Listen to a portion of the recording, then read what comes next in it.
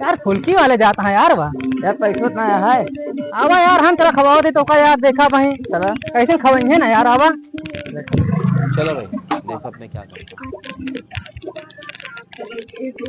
तो भाई करा। हाँ भाई कैसे खवाया फुल्किया 10 खवा दे भाई मुझ से यार।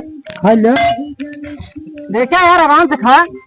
खा दे भैया। तो खाता नहीं का हम कुछ खाते आराम से खा।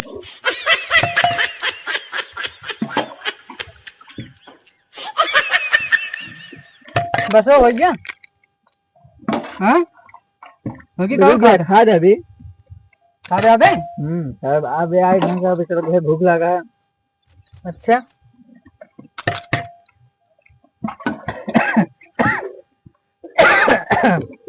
पानी बहुत टेस्टी है यार। हाँ तभी अपने एक दिन भरवा ले हुए। हमने खा तुमने खा ला फिर। बहुत फेमस फुल्की है ये। हाँ भैया यार लागत है है। हाँ घर तो है कहाँ है भैया? देसीपुर। बहुत दूर से आवता है। हाँ जानता भाई करा। हाँ भाई चलता है फिर ना पैसे भेजा जा। कैस पैसा भाई? मन फुल्की खाए भाई।